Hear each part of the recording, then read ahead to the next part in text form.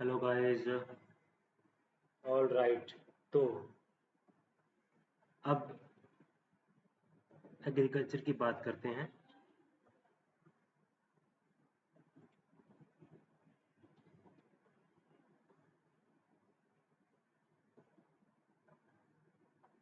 एक हम पैटर्न देखते हैं एग्रीकल्चर का।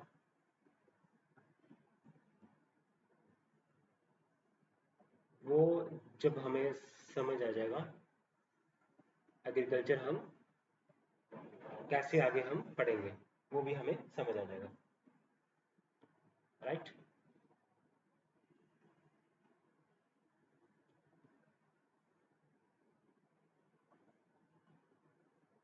Okay, let's see.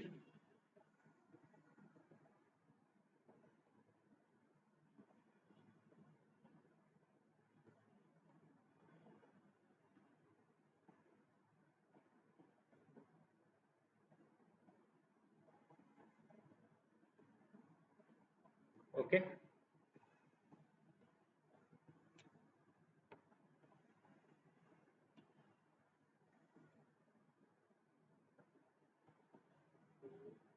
ओके, हम थोड़ा एग्रीकल्चर देखेंगे।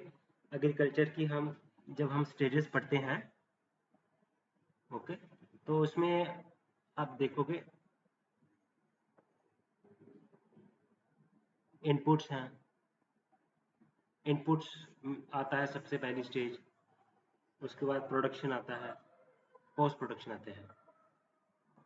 एग्रीकल्चर हम जैसे भी पढ़ेंगे, हमें कुछ चीज़ें ध्यान में रखनी होंगी। एक हमें रखना पड़ेगा इनपुट्स, प्रोडक्शन और पोस्ट प्रोडक्शन। और पोस्ट प्रोडक्शन होगा। तो ऐसे ही हम एग्रीकल्चर का जो स्टेजेस है वो ऐसे ही चलेगा। तो इनपुट्स क्या होते हैं एग्रीकल्चर में?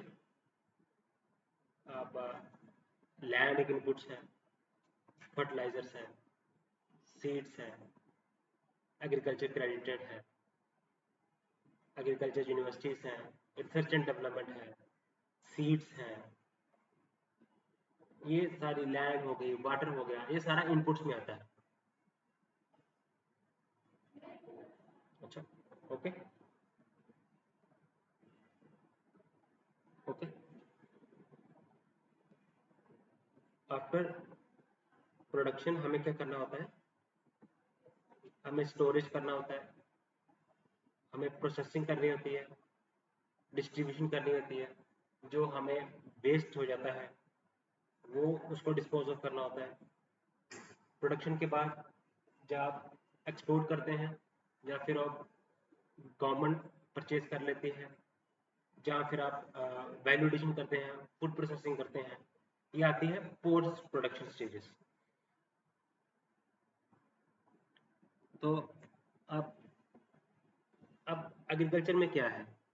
हमने इनपुट्स के फैक्टर्स पढ़ने हैं, हमें हमें प्रोडक्शन के फैक्टर्स पढ़ने हैं, हमें पोस्ट प्रोडक्शन में फैक्टर्स पढ़ने हैं। तो हमें बेसिकली हम GS3 का हम एग्रीकल्चर कंपोनेंट है उसको हम स्टडी कर रहे हैं, उसको हम डिस्कस कर रहे हैं। ओके, ठीक है। तो जो हमें अभी डिस्कस किया उसी लॉजिक में हम इसको पढ़ेंगे।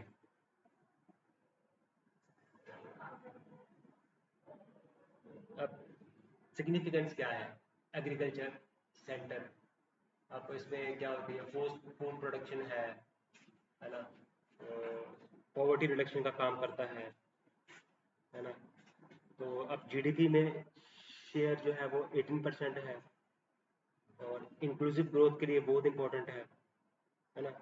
तो हाई यील्डिंग वैरायटी की बात हम बात करते हैं, तो बहुत ज़्यादा सिग्निफिकेंस है इसका। ठीक है। तो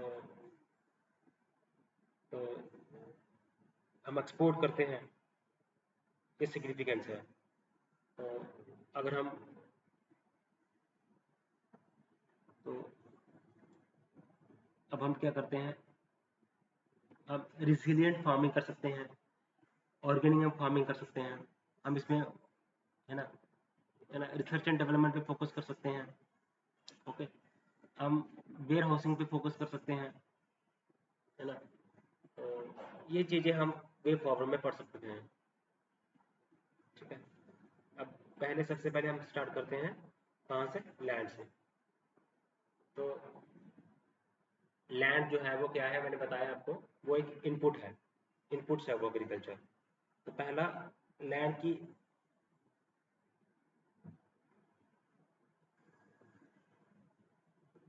ओके, लैंड क्या है एज ए इनपुट, हम इसको स्टडी करेंगे ये क्या है। ओके, इंडिया 89% इंडिया में जो फार्मर्स हैं वो छोटे फार्मर्स हैं, स्मॉल फार्मर्स हैं, उनमें कम से कम 2 हेक्टर से कम उनके पास लैंड है ना। तो बड़ी सारी चीजें हैं इसमें ब्रॉडली। तो लैंड रिकॉर्ड्स की हम डिजिटाइजेशन कर सकते हैं।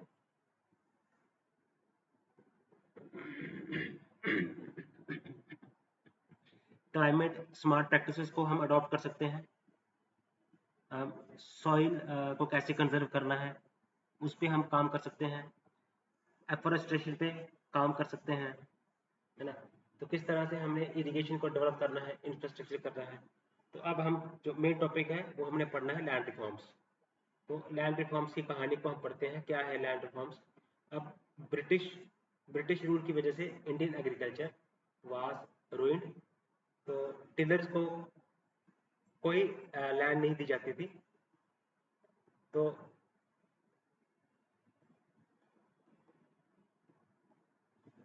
इन इन वजह से बात उठी कि लैंड रिफॉर्म्स करनी है। टैक्सेशन काफ़ी हाई था, ठीक है, इंडेप्टनेस बड़ी ज़्यादा थी, एग्रीकल्चर इन्वेस्टमेंट नहीं हो रही थी, और एग्रीकल्चर इनपुट जो है वो, है ना, आउटपुट भी कम था। ओके, तो प्राइवेट मनी लेंडर्स होते थे, ठीक है, रिफॉर्म्स की ज़रूरत थी। अब जिम्मेदारी को एबोलिशन किया, तो टेंसी रिफॉर्म्स है, और दूसरा है लैंड सीलिंग, और तीसरा है, चौथा है भूदान मूवमेंट।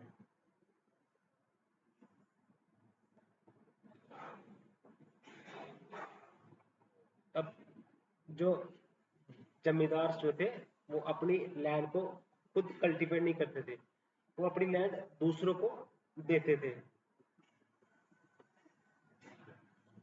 जो टाइटल जो था, ये ब्रिटिश टाइटल, अब आज की इंडियन स्पेस में, इंडिया में इसका कोई रेलिवेंस नहीं है। तो ये सक्सेसफुल लैंड रिफॉर्म्स था, ठीक है, जमींदारी सिस्टम को अबॉलिश किया। तो कम से कम बहुत सारे टीनेंट्स जो थे वो लैंड ओनर्स बन गए।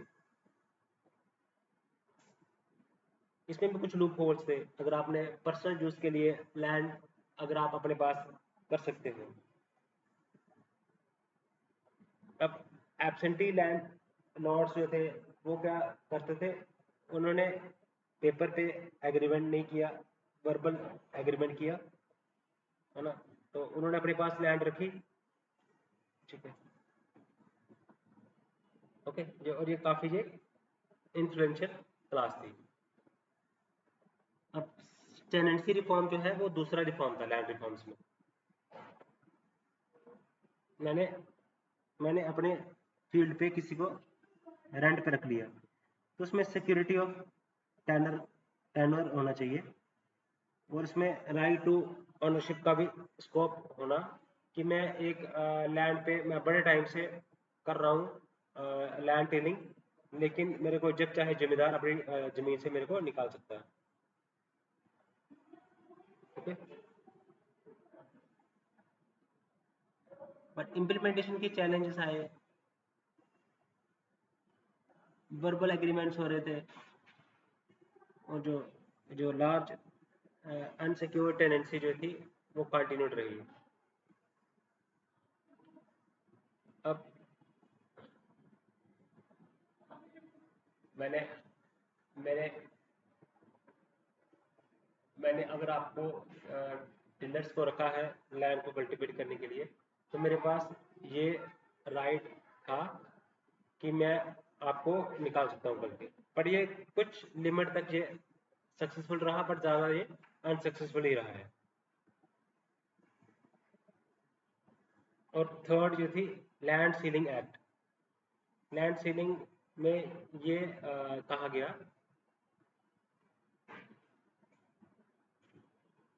एक लिमिट थी कि इससे ज़्यादा लैंड आप रख नहीं सकते, और गुड मेजर था। हाँ, इससे हमने देखो जब लैंड डिवीजन होगी बंट गई तो रीडिस्ट्रीब्यूशन हो गया रिसोर्सेज का।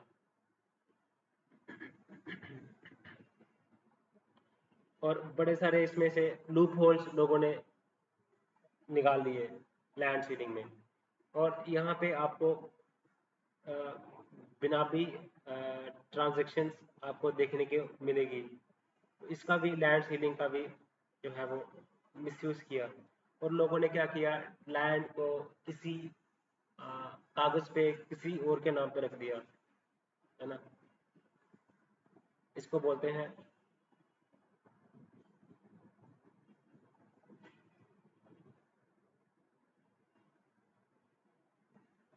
एक weird सी assumption है।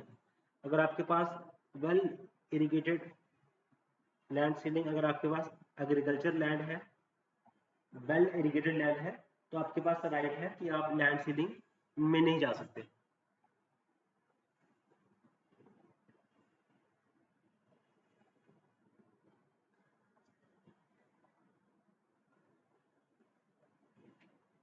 रीडिस्ट्रीब्यूट नहीं कर रहे हैं। एक क्या हुआ, एक मूवमेंट स्टार्ट हुआ जिसको भूदान मूवमेंट स्टार्ट किया। आचार्य विनोबा भावे ने भूदान मूवमेंट स्टार्ट किया। तो इसमें ये कहा गया कि आप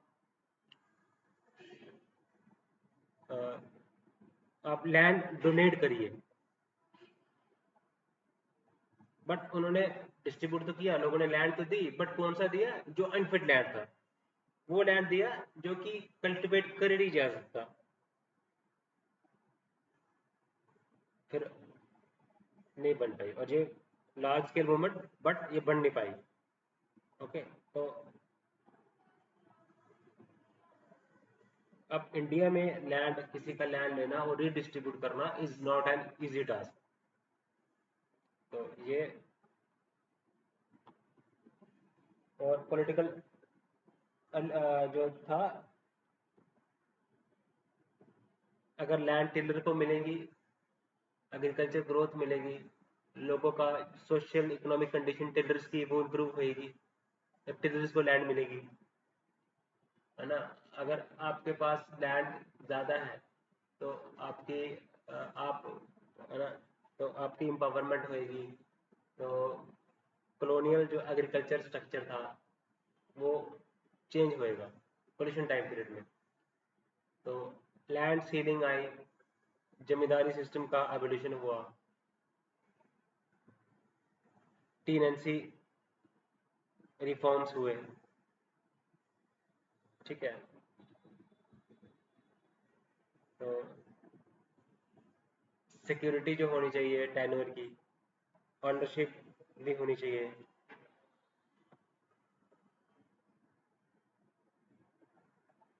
ऑनरशिप का राइट भी होना चाहिए।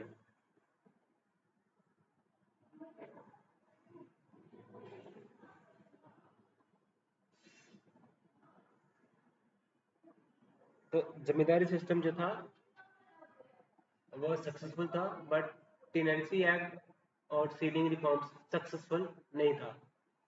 और आप फ्रैगमेंटेड वे में पढ़ते हैं आप, हमारे जो लैंड सीलिंग एक्ट, क्योंकि इम्प्लीमेंटेड, नॉट इम्प्लीमेंटेड प्रॉपरली। तो राइट टू प्रॉपर्टी जो थी वो हमारा फंडामेंटल राइट था। तो हम जब पढ़ते हैं डीपीएसपी और फंडामेंटल राइट्स देते हैं, तो this is exactly what is happening here. Okay,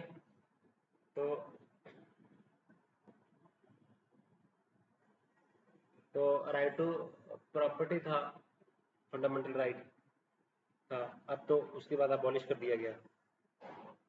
okay, तो उसमें भी आप देखोगे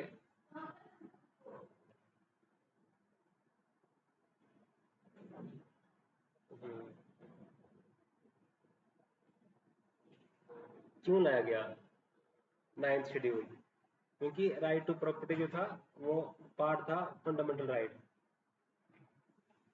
तो हमें एक लैंड रिफॉर्म्स लेजिस्लेशन लाना था, क्योंकि हमें राइट टू फंडामेंटल प्रॉपर्टी को हमने क्या करना था, उसको काउंटर करना था।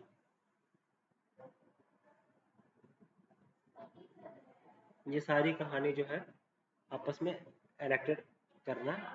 तो आपने जो इसमें लैंड रिफॉर्म्स पॉलिटी, इसको आपने फ्रैगमेंटेड वे में नहीं पढ़ना है। अच्छा, ओके, आप इसके अलावा और कहाँ कहाँ लैंड रिफॉर्म्स हुए हैं वो देखते हैं। तो फॉरेस्ट लैंड में रिफॉर्म्स हुए हैं, डिजिटाइजेशन हुई है लैंड रिकॉर्ड्स की, तो गवर्नमेंट का बजट में भी फोकस रहता है डिजिटाइजेशन ऑफ लैंड रिकॉर्ड्स को लेके। ठीक है, तो अनडेवलप्ड लैंड है उसको अंडर कल्टीवेशन में लाना है। तो हमने डिस्कस किया लैंड एज ए इनपुट। अब हम पढ़ेंगे, अब तो वाटर हम पढ़ेंगे एज एन इनपुट कैसे करते हैं। ठीक है, तो हमने लैंड एज एन इनपुट को पढ़ा। So we are doing agriculture. तो हम पहले तो हम डेटा पढ़ेंगे with regards to water, then हम चैलेंज के बारे में पढ़ेंगे, देन उसके बाद फिर हम वाटर गवर्नेंस के बारे में पढ़ेंगे। ठीक है, तो वे फॉरवर्ड हम डिस्कस करेंगे। ओके, ये हम डिस्कस करेंगे। वाटर के बाद हम पढ़ेंगे अगला इनपुट जिसको हम बोलते हैं फर्टिलाइजर। तो let us start with water. Okay,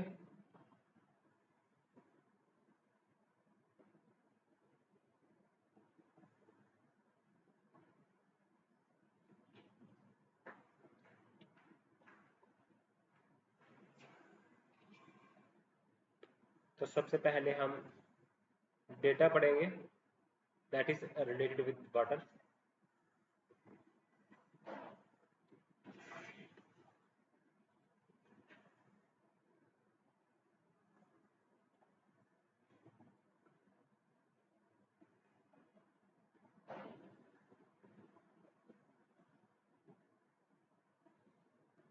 तो हम पढ़ रहे हैं एग्रीकल्चर।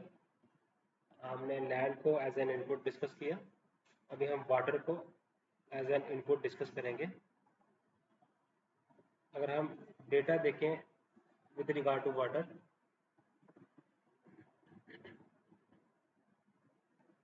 तो इरिगेशन एरिया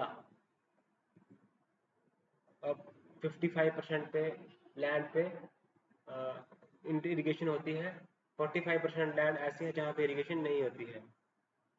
ठीक है, okay, water stress water stress situation में है इंडिया। ओके, अब 40% जो हमारा अर्बन में जो वाटर वेस्ट होता है उसको ट्रीट किया जाता है, वेस्ट वाटर को। और हम लोग जो है वो रेन बारिश के ऊपर डिपेंड करते हैं एग्रीकल्चर पे। वो हमारा एक्चुअल जो एग्रीकल्चर पोटेंशियल है, हम उतना नहीं पोटेंशियल हम इस्तेमाल कर रहे हैं। अब देखें डिमांड साइड चैलेंजेस क्या हैं, सप्लाई साइड चैलेंजेस हैं।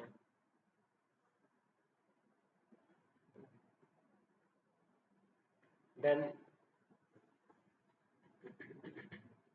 तो पावर सब्सिडी हम दे रहे हैं फॉर रनिंग ट्यूबवेल्स, और इससे क्या हो रहा है कि ट्यूबवेल्स की वजह से जो है वाटर की, अंडरग्राउंड वाटर की एक्सप्लोइटेशन हो रही है। और हम इंडिया जो है वो नेट वाटर एक्सपोर्टर है, नेट वाटर एक्सपोर्टर। ठीक है, इसका मतलब जो one tonne one tonne one tonne अगर हमने राइस हमने प्रोड्यूस करना है, तो उसमें कम से कम 3000 लीटर पानी लगता है। तो इसका मतलब अगर हम जो 1 टन राइस अगर हम एक्सपोर्ट करते हैं, तो इसके साथ साथ हमने 3000 लीटर भी पानी एक्सपोर्ट कर दिया। तो इंडिया को हम क्या बोलते हैं, नेट वाटर एक्सपोर्टर बोलते हैं।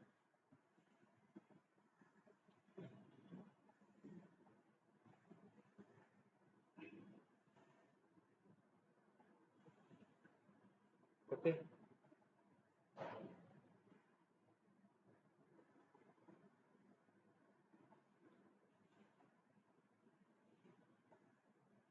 अब गवर्नमेंट कहती है कि एक सेंट्रल वाटर कमीशन बनाओ, ताकि हम होलिस्टिकली वाटर को मैनेज कर सकें,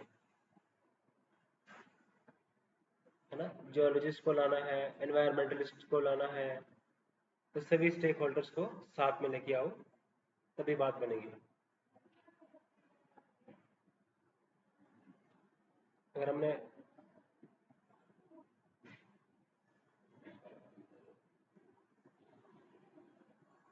है ना, ये भी फायदा है। तो वाटर यूज एफिशिएंसी का बेनिफिट फार्मर को भी मिलेगा, सिटीजन्स को भी मिलेगा, एनवायरनमेंट को भी मिलेगा, गवर्नमेंट को भी मिलेगा।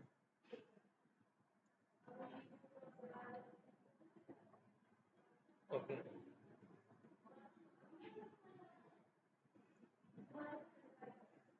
हमारी जो 1 एकड़ लैंड पे हम लोग कितना प्रोडक्शन हो रहा है, उससे हम पता चलता है कि हमारी प्रोडक्टिविटी कितनी है लैंड की। तो हम ठीक है, वाटर की प्रोडक्टिविटी भी हमें चेक करनी चाहिए, तभी हम वाटर मैनेजमेंट कर सकते हैं। जब हमें इरिगेशन मैनेजमेंट है वो भी करनी है। ठीक है, तो ओके, ये भी चीज़ें हमने पढ़नी है। ओके,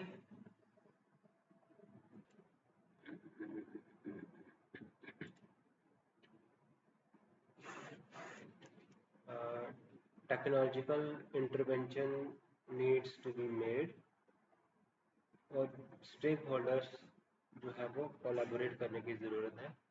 इसके लिए वाटर मैनेजमेंट बहुत कंपल्सरी है।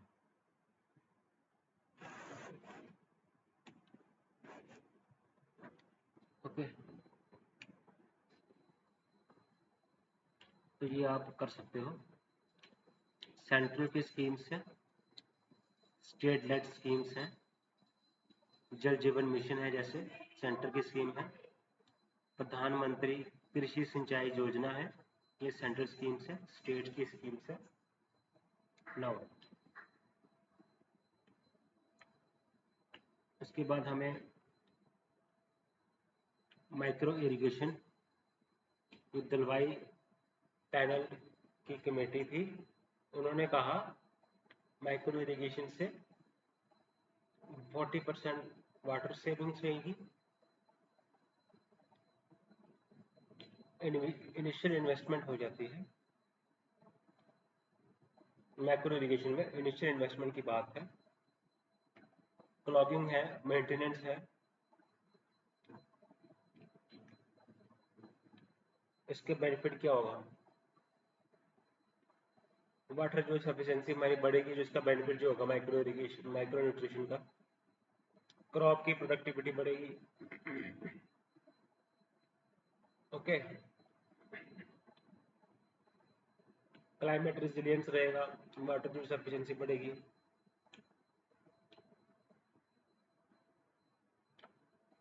जहाँ पे वे फॉरवर्ड किया है, हमें माइक्रो इरिगेशन मैंडेटरी कर देनी चाहिए for water intensive crops.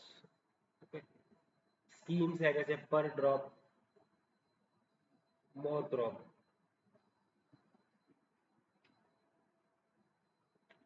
Okay, तो माइक्रो इरिगेशन में हम डिस्कस कर रहे थे क्या क्या इश्यूज है इसमें। इनिशियल इन्वेस्टमेंट जो है वो बड़ी हाई रहती है, खर्चा होएगा। तो वाटर क्वालिटी कंसर्न्स इसमें रहते हैं माइक्रो इरिगेशन न्यूट्रिशन में। इनिशियल इन्वेस्टमेंट हाई है। माइक्रो न्यूट्रिशन से क्या होगा,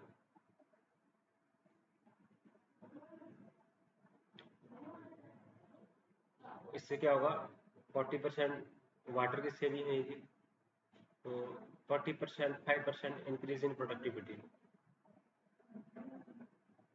एंड 50% जो है वो इंक्रीज होगी इनकम में। ओके, तो एग्रीकल्चर में हम डिस्कस कर रहे थे, हमने वाटर के बारे में पढ़ा, हमने एज एन इनपुट, लैंड हमने एज एन इनपुट पढ़ा। तो बड़े सारे वाटर को इफेक्टिवली यूज़ हम कर सकते हैं, कैसे मैनेज करना है वाटर को। तो जैसे जो पर ड्रॉप मोर क्रॉप पर ड्रॉप स्कीम लॉन्च की है सेंट्रल गवर्नमेंट ने, हम माइक्रो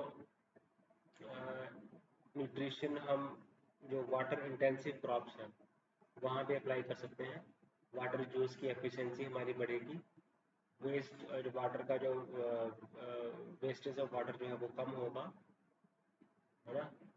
तो बड़ी सारी स्कीम्स हैं, जल जीवन मिशन है, प्रधानमंत्री अ, कृषि सिंचाई योजना है, सेंट्रल स्कीम्स। इसके अलावा स्टेट की स्कीम्स है अलग अलग।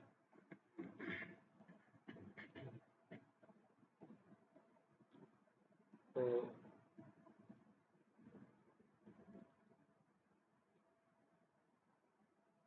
24/7 मीटर्ड के ज़रिए वाटर सप्लाई रेगुलेट कर सकते हैं। ओके, तो ये हम केस स्टडीज की फॉर्म में भी दे सकते हैं, जैसे 24/7 मीटरिंग सिस्टम है पंजाब में, मीटर 24/7 मीटर्ड वाटर है। ओके, वाटर एक एज एन इनपुट रिसोर्स हम इस्तेमाल कर सकते हैं कि वाटर यूज़ की एफिशिएंसी की इम्पोर्टेंस कितनी है। फार्मर्स के लिए भी है, वेस्टेज कम होगी पानी की, गवर्नमेंट के लिए भी है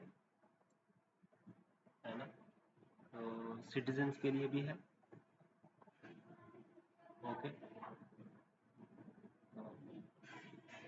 ग्राउंड वाटर कंजर्वेशन होगा, इन्वायरमेंटल कंजर्वेशन होगा इसमें। तो वाटर गवर्नेंस हम कर सकते हैं इसमें। चैलेंजेस हैं इसमें, तो सिर्फ जो अर्बन वेस्ट है 40% का वो ट्रीट किया जाता है। ओके, तो नीति आयोग का डॉक्यूमेंट आया था, उन्होंने ये कहा था कि जो 40% ही है जो अर्बन वेस्ट वाटर जो है वो ट्रीट किया जाता है इंडिया में। ओके, तो वाटर स्ट्रेस जो है वो कंट्री जो है वो इंडिया है। और अब इरिगेटेड एरिया जो है, मतलब पानी के ज़रिए जहाँ पे इरिगेशन होती है वो सिर्फ 55% ही है। इसका मतलब ये हुआ कि 45% अभी भी लैंड अनइरिगेटेड है। ओके, ये हमने डेटा पढ़ा वाटर के रिलेटेड। हमने हमने चैलेंजेस पढ़े, क्या क्या चैलेंजेस हैं, डिमांड साइड चैलेंजेस हैं, है ना। तो क्योंकि चैलेंजेस क्या है, हमें रेन फेड हमारा जो है एग्रीकल्चर है, हमें रेंज के ऊपर डिपेंड रहना पड़ता है।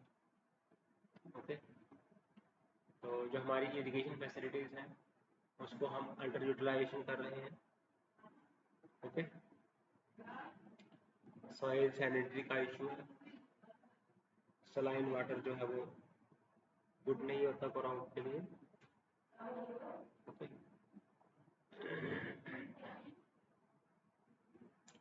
अब रीजनल इम्बैलेंसेस भी है वाटर अवेलेबिलिटी में, कहीं पे वाटर अवेलेबिलिटी ज़्यादा है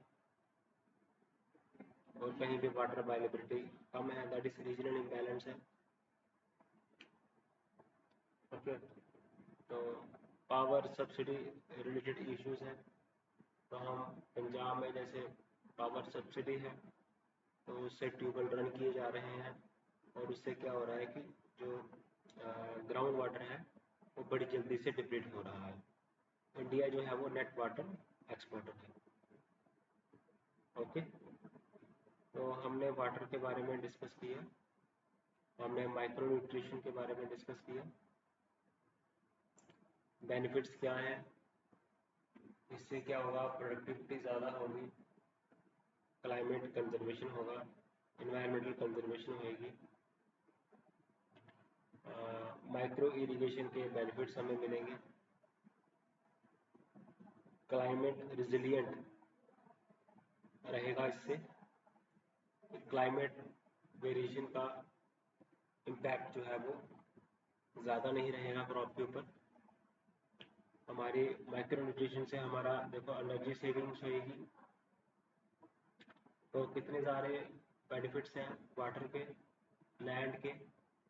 ओके, तो हम जैसे मैंने बताया आपको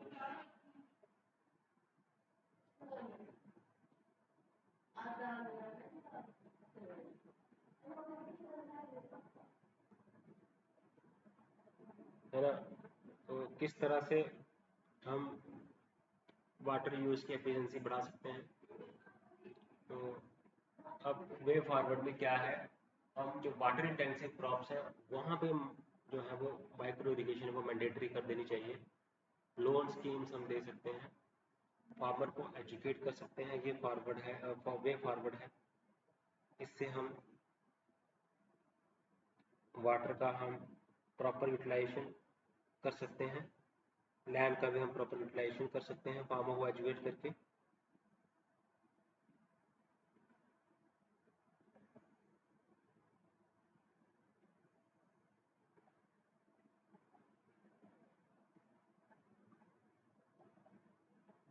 ओके,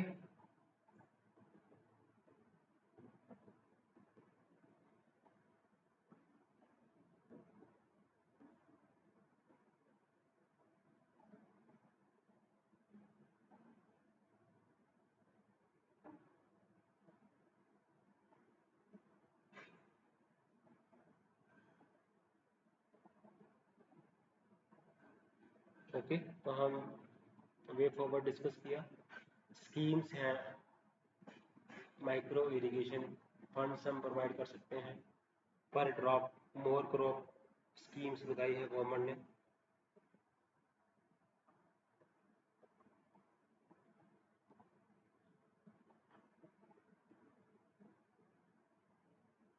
ओके,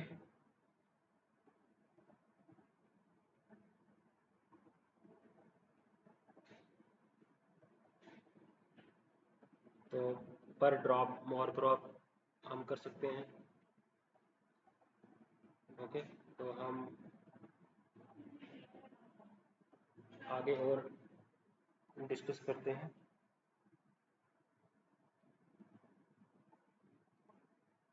हमने लैंड पढ़ लिया, हमने वाटर पढ़ लिया। ओके, तो आगे बढ़ते हैं, लेट्स कंटिन्यू। हम फर्टिलाइज़र में स्टार्ट करते हैं, फर्टिलाइज़र पढ़ते हैं। ओके, अभी हम इनपुट पढ़ेंगे।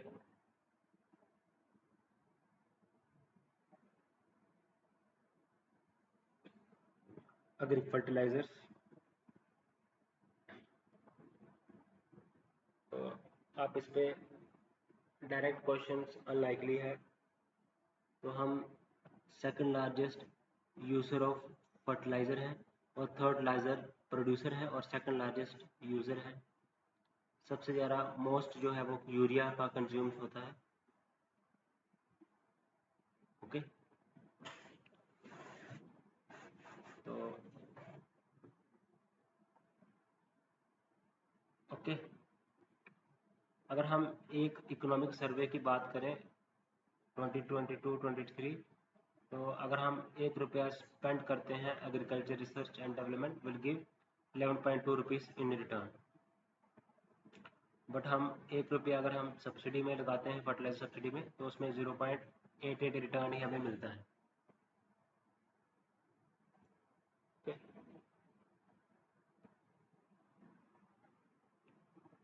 ओके,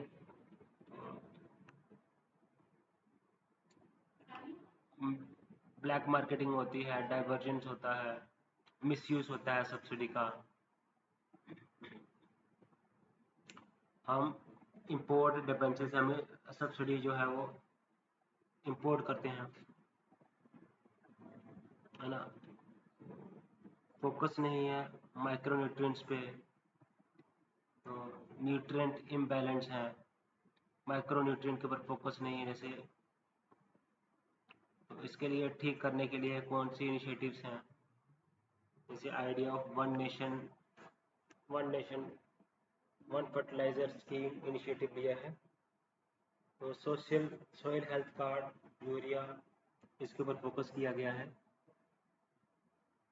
हमें कोशिश क्या करनी है, अपने इनपुट कॉस्ट को हमने कम करना है और हमें ऑप्टिमम यूटिलाइजेशन करना है यूरिया का। ओके, ताकि सॉइल हेल्थ जो है वो इम्प्रूव हो जाए। ओके, तो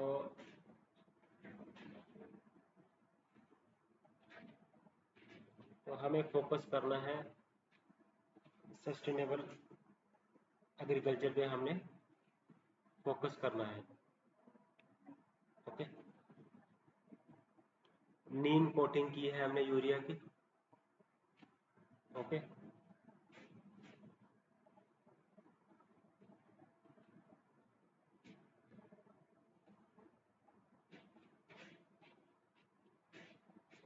अब इसके बाद हम नेक्स्ट इनपुट देखते हैं टेक्नोलॉजी। अब ये सिलेबस में भी है e tech in the aid of farmer.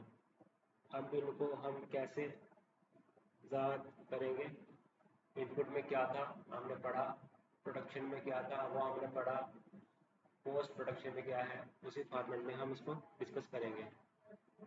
अब एग्री टेक के ऊपर क्वेश्चन जो है वो इम्पोर्टेंट है, क्योंकि एग्री स्टैक जो है वो लॉन्च किया है इंडिया ने। एग्रीटेक पेनिट्रेशन इन इंडिया जो है वो बड़ा ही लो है। ओके, बहुत कम है एग्रीटेक पेनिट्रेशन।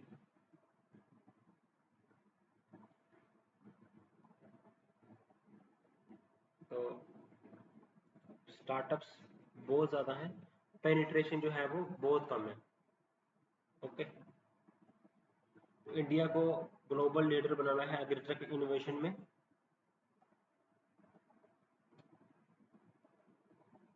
तो एग्री स्टैक जो है वो सबसे इम्पोर्टेंट है। इसमें इसमें जितना भी फार्मर्स है हमारी कंट्री में उसका डेटा होगा। तो जितने भी फार्मर्स है उसका डेटा होगा। तो विलेज के मैप्स इसमें आपको मिल जाएंगे, और फार्मर का क्रॉप, उनकी लैंड और क्रॉप कौन सा इस्तेमाल कर रहे हैं, वो सारा चीज़ें हमें पता होगी। ठीक है, तो उसमें क्या होगा, इसमें फार्मर आइडेंटिफिकेशन नंबर दिया जाएगा, इसको बोलते हैं एग्री स्टैक। ठीक है, इसके बाद बहुत सारी हैं, मेघदूत ऐप है ना, फार्म ऐप है।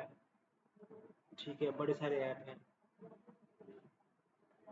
ठीक है, ई चौपाल है। ठीक है, अब रिसेंट टेक्नोलॉजी की बात करें,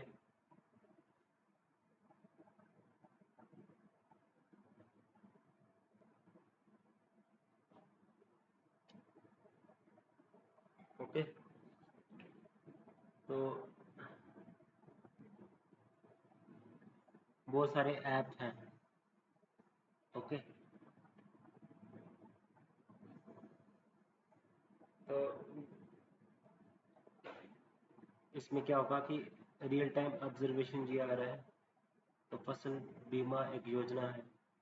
तो फोटोग्राफ्स लिए जाते हैं क्रॉप्स के, और रियल टाइम डेटा कलेक्शन किया जाता है।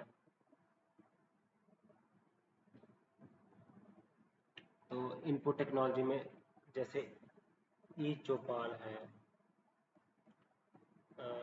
किसान कॉल सेंटर्स हैं, एग्री नेट है, उमंग ऐप है ना, प्रोडक्शन टेक्नोलॉजी है, ई साबू है ना, तो पोस्ट प्रोडक्शन है, एग मार्क नेट है, एग्री स्टैक है, ई नाम है, सीपी सुरक्षा है। आपने 3, 4, 5 ऐप्स जो है वो आपको याद करनी पड़ेगी। तो ई टेक जो है किस तरह से एड कर रहा है फार्मिंग को। ई टेक फार्मिंग की बात कर सकते हैं, तो बायो टेक्नोलॉजी भी हेल्प कर सकता है एग्रीकल्चर में, और एआई भी हेल्प कर सकता है, क्वांटम कंप्यूटिंग भी हेल्प कर सकता है, ठीक है। तो आईटी भी हेल्प कर सकता है। रोबोटिक से क्या होगा कि हम ऑटोमेट कर सकते हैं बहुत सारा प्रोसेस, ठीक है। जैसे नैनो पेस्टिसाइड्स हैं, नैनो यूरिया, नैनो सेंसर्स हैं, नैनो फर्टिलाइजर्स हैं। तो नैनो टेक्नोलॉजी भी हम कर सकते हैं इस्तेमाल, ठीक है। ये सारा आएगा आपका ई ई टेक में, in the aid of farmers, ठीक है। तो वन इज कॉन्स्ट्रेंट्स। कॉन्स्ट्रेंट्स क्या क्या है? मेन देखो, अवेयरनेस कैम नहीं, अवेयरनेस कैप है, फाइनेंशियल कॉन्स्टेंट्स नहीं है, पैसे नहीं है इन्वेस्ट करने के लिए, तो एजुकेशन एंड ट्रेनिंग फार्मर्स को नहीं है, रेगुलेटरी हार्डल्स हैं, ठीक है, सोशियो कल्चरल फैक्टर्स हैं, ठीक है। तो उसके बाद हम वे फॉरवर्ड क्या कर सकते हैं, हम रिसर्च एंड डेवलपमेंट के ऊपर काम कर सकते हैं, ठीक है ना। हम रिसोर्स मैनेजमेंट की ऑप्टिमाइज कर सकते हैं, ट्रेनिंग कर सकते हैं, कैपेसिटी बिल्डिंग कर सकते हैं, एंटरप्रेन्योरशिप कर सकते हैं, कोलैबोरेशन कर सकते हैं। तो ये चीज़ें हैं आपको किसमें, आपको ई टेक जो ये है क्वेश्चन है, ये बड़ा ही इंपॉर्टेंट क्वेश्चन है, e tech in the aid of farmers. तो आपने 4-5 ऐप्स को लर्न कर लेना है, आपने वे फॉरवर्ड देख लेना है, कॉन्स्टेंट्स क्या क्या है, फार्मर्स फाइनेंशियल कॉन्स्टेंट्स है, फार्मर्स को एजुकेट करना है, कैपेसिटी बिल्डिंग कर सकते हैं हम इसमें, है ना। तो नैनो टेक्नोलॉजी को इस्तेमाल कर सकते हैं, जैसे नैनो यूरिया, आईटी को इस्तेमाल कर सकते हैं, रोबोटिक्स को इस्तेमाल कर सकते हैं, क्योंकि ऑटोमेशन करेगा ये काम को एआई को एग्रीकल्चर में इस्तेमाल कर सकते हैं, है ना। एआई के जरिए हम क्रॉप की जील्ड को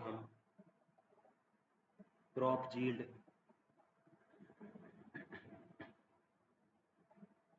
हम प्रिडिक्शन कर सकते हैं। ओके, तो एग्री स्टैक है, जैसे इसमें इंफॉर्मेशन मिल जाती है, सारे जितने भी फार्मर्स हैं कंट्री में उनकी डिटेल्स, वो कौन सा क्रॉप उगा रहे हैं वो डिटेल्स मिल जाएगी, और लैंड उनके पास कितनी कितनी है, ये सारी इंफॉर्मेशन मिल जाती है। और इसमें बड़ी सारी जो है प्रोडक्शन टेक्नोलॉजी के लिए ऐप्स हैं, है ना। तो ई साबू ऐप है, कृषि ऐप है, एम कृषि ऐप है ना। तो ठीक है, तो इसमें जियो कृषि ऐप है। ओके, तो ये सारे प्रोडक्शन टेक्नोलॉजी को लेके हैं। Direct benefit transfer central agricultural portal है, direct benefit transfer central agriculture portal है, ठीक है। तो इसके लिए बेसिकली कंप्रीहेंसिव सॉइल फर्टिलिटी को देखा जाता है, प्रोफाइल मैपिंग की जाती है, सॉइल हेल्थ कार्ड इशू किया जाता है फार्मर्स को, है ना। तो उसके बेसिस पे कौन से न्यूट्रिएंट्स की ज़्यादा रिक्वायरमेंट है वो कर सकते हैं, माइक्रो न्यूट्रिएंट्स हम इसमें लगा सकते हैं। ई चौपाल है, ये वेदर के बारे में इंफॉर्मेशन देता है। किसान कॉल सेंटर्स हैं, तो फार्मर्स की जो किसान कॉल्स होंगी उनको आंसर करेगा। विलेज में रिसोर्स सेंटर्स हैं, है ना। तो स्पेस टेक्नोलॉजी एनेबल्ड, ये क्या है, विलेज रिसोर्स सेंटर बेसिकली ये स्पेस टेक्नोलॉजी रिलेटेड ये सर्विसेज हैं, जैसे टेली मेडिसिन दे देना, ठीक है। तो ये सब चीज़ें हैं। तो उमंग ऐप है, किसान सुविधा ऐप है, ठीक है। तो इसमें उमंग ऐप से करिए क्या होगा कि बेनिफिशियरी हो जाएगी और पेमेंट स्टेटस मिल जाएगा अंडर पीएम किसान स्कीम के लिए। उमंग ऐप है ना। ई चौपाल है, किसान सेंटर, किसान कॉल सेंटर है। प्रोडक्शन में हम बात करेंगे तो यूनिफाइड फार्मर सर्विस प्लेटफॉर्म है, ओके। तो benefit direct direct benefit transfer central agri portal है, direct benefit transfer central agri portal है।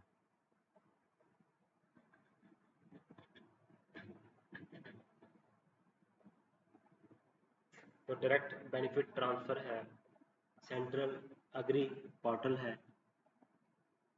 तो ये पोस्ट प्रोडक्शन टेक्नोलॉजी है। पोस्ट प्रोडक्शन में एग्री स्टैक है, ई नाम है, नेशनल एग्रीकल्चर मार्केट है, e NAM, e market platform है national level to create one nation one market with better, वहाँ पे प्राइसिंग मिल जाती है, ट्रांसपेरेंसी मिल जाती है, कंपटीशन है, ई नैम। तो national agriculture market e NAM, national agriculture market e NAM आपको देखने को मिल जाएगा, ओके। तो ये आपने प्लेटफॉर्म पढ़ सकते हैं। ई चौपाल, उमंग है, डायरेक्ट बेनिफिट ट्रांसफर है, सेंट्रल एग्री पोर्टल है, इसमें आपको digital central crop estimation survey, crop estimation, digital central crop estimation survey है ऐप। उसके बाद पोस्ट प्रोडक्शन में लेके ई नाम है। ई नाम क्या है, बेसिकली नेशनल एग्रीकल्चर मार्केट है। ये आपको वन नेशन वन मार्केट पे फोकस करता है नेशनल लेवल पे। एग्री स्टैक है। तो ये सारे सॉफ्टवेयर आपने याद कर लेने हैं, ओके। आगे हमने देखो अभी तक क्या क्या डिस्कस किया एग्रीकल्चर में। हमने लैंड को डिस्कस किया, हमने वाटर को डिस्कस किया, हमने technology in the aid of farmers वो हमने डिस्कस किया, ओके। अब आगे हम डिस्कस करते हैं सीड्स के बारे में, ओके।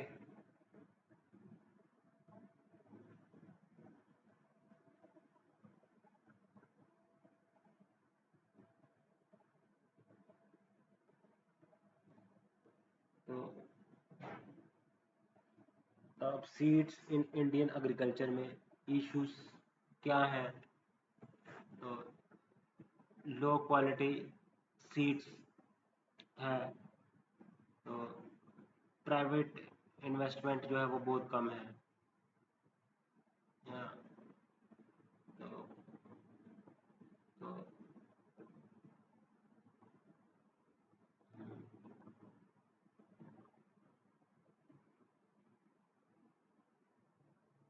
अब दलवाई पैनल की बात करें हम, अशोक दलवाई ने की कमेटी थी डबलिंग फार्मर्स इनकम। ओके, तो सिलेट विलेज प्रोग्राम भी है। सीड क्वालिटी की बात करें, है ना, तो क्वालिटी सर्टिफिकेशन की ज़रूरत है, और सीड कंपनी की लाइबिलिटी होनी चाहिए जब वो प्रॉपर सीड्स नहीं प्रोवाइड करते हैं, तो क्वालिटी सर्टिफिकेशन होना चाहिए सीड्स का। हम ठीक है ना, तो हम बात कर रहे हैं सीड्स की। तो सीड्स जो है एक इम्पोर्टेंट कंपोनेंट है ना।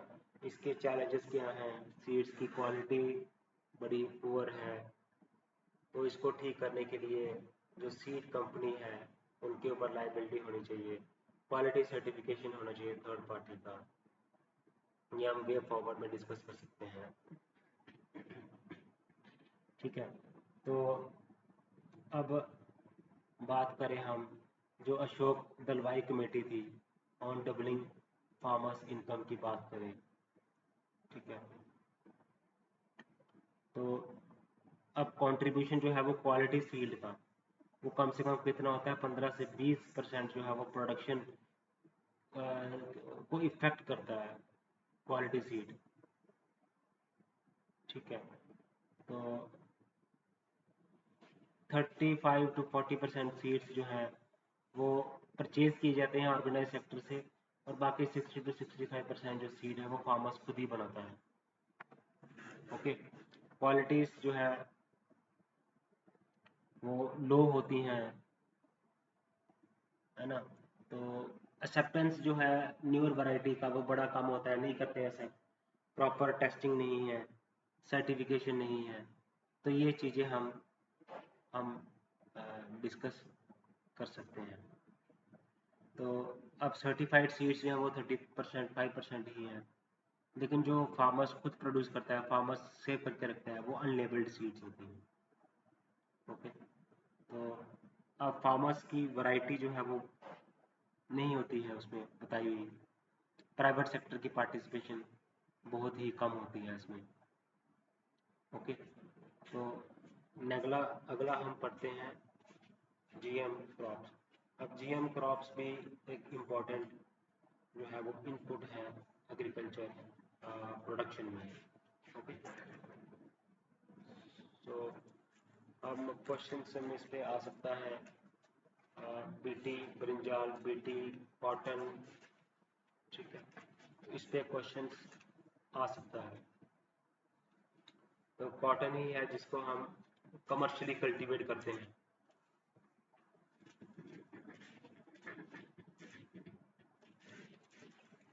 तो जीएम क्रॉप्स में हम क्या करेंगे,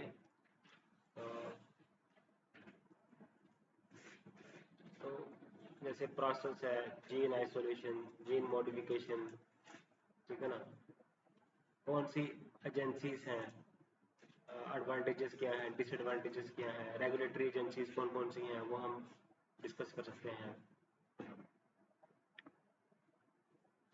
ठीक है। Indian council of agriculture research है, ICAR। ओके, जेनेटिक, तो हम इसमें बेनिफिट्स भी हम पढ़ सकते हैं जीएम क्रॉप्स की। मिनिस्ट्री ऑफ इन्वायरमेंट है, फॉरेस्ट है एंड क्लाइमेट चेंज है। मिनिस्ट्री ऑफ इन्वायरमेंट है, फॉरेस्ट है, क्लाइमेट चेंज है,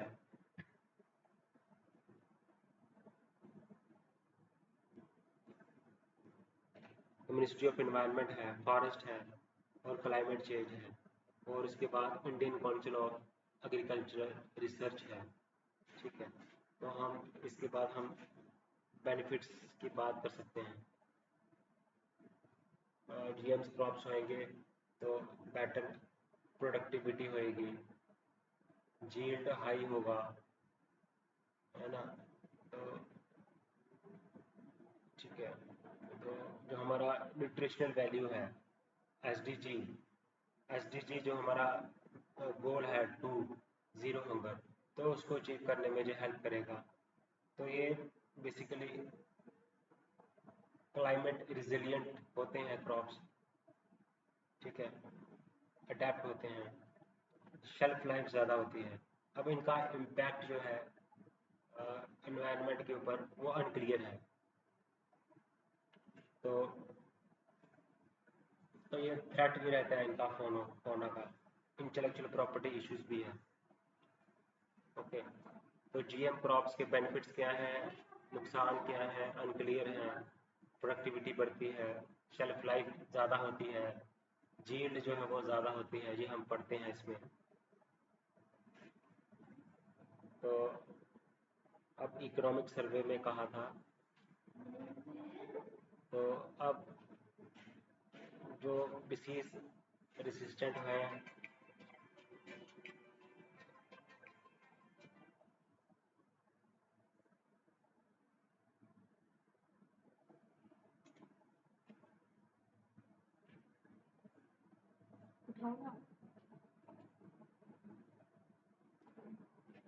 इसके बाद हम आगे पढ़ते हैं। हमने जीएम क्रॉप्स के एडवांटेजेस और डिसएडवांटेजेस डिस्कस किए, क्या बेनिफिट्स हैं, क्या वे फॉरवर्ड है ना।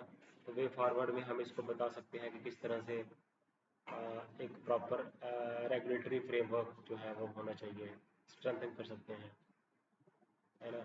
तो एनवायरमेंटल सस्टेनेबिलिटी को इंश्योर करें, फार्मर को एम्पावर करें, है ना। लेबलिंग ज़रूरी है, इंटरनेशनल कोलैबोरेशन जीएम क्रॉप्स में बहुत ज़रूरी है, लेबलिंग ज़रूरी है, और रेगुलेटरी फ्रेमवर्क जो है वो होना चाहिए जेनेटिकली मॉडिफाइड क्रॉप्स में, और उन क्रॉप्स का इस्तेमाल करना चाहिए जिनमें हायर शेल्फ लाइफ हो, और नॉन फूड क्रॉप्स में इसको इस्तेमाल करना चाहिए, डिसीज रेजिस्टेंट होने चाहिए, क्लाइमेट रेजिलिएंट होना चाहिए। ओके, ओके गाइस, इस वीडियो में हम जहाँ तक ही रखते हैं, अगले वीडियो में इसके आगे पढ़ेंगे। गाइस, चैनल को लाइक करें, सब्सक्राइब करें और शेयर करें।